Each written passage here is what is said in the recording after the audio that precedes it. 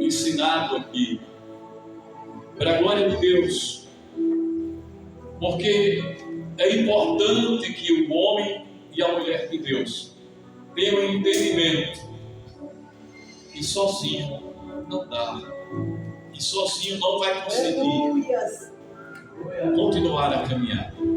Glória a Deus. Mas todos têm um entendimento que não está só.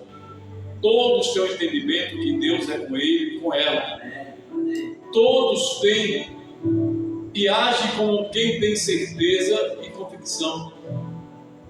Mas aí vem as frustrações, as decepções, as desilusões, vem o sofrimento, aí vem angústia e dor.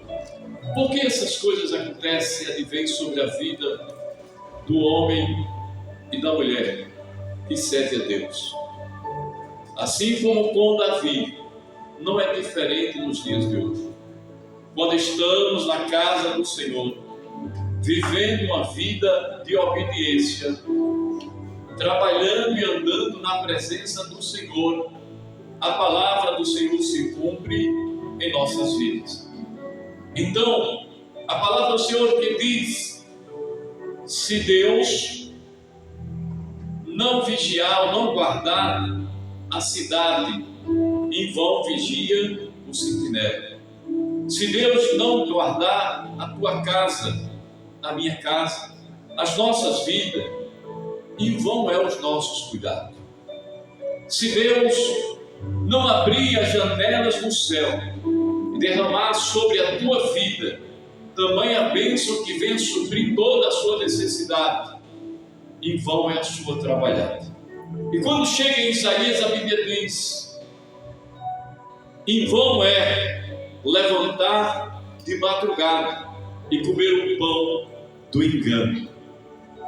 Então a palavra do Senhor diz: não gastai dinheiro naquilo que não é pão, nem o fruto do seu trabalho, o suor do seu rosto naquilo que não edifica.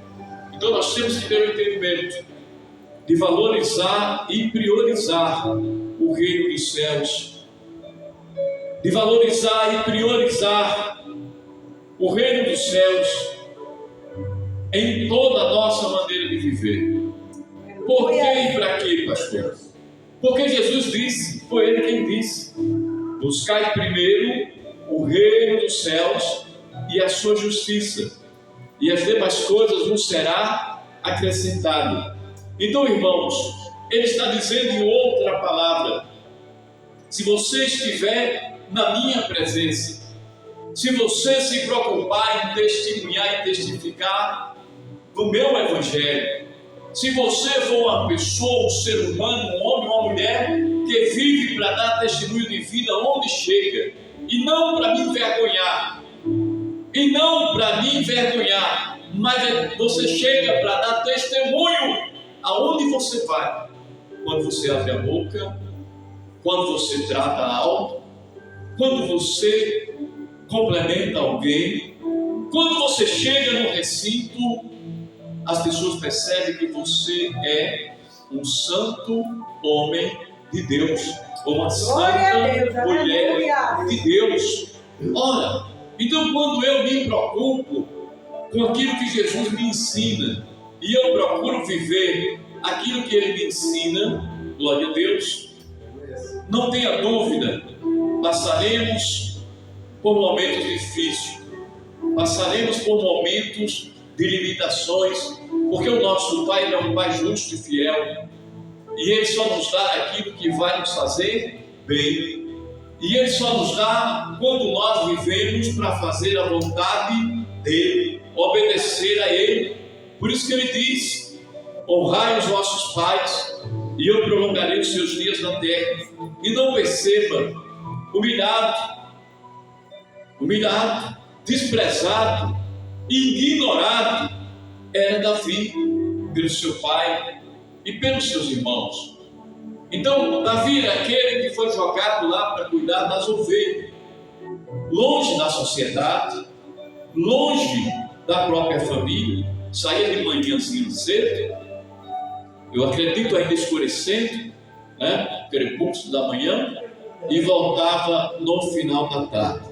Enquanto os seus irmãos tinham um tratamento diferente, creio eu, uma cultura diferente, né? Então, unicamente Davi, dos filhos de Jessé, unicamente dos 8, né? Que 7 foram passados diante de Samuel. Ele era o único que não tinha o privilégio que os seus irmãos tinham. Por que isso acontecia, pastor? E primeiro porque era filho de uma mulher que não mais convivia, ou uma mãe solteira, como assim se diz, que não convivia com Jessé. Não era a mulher do casal, não era a mulher oficial.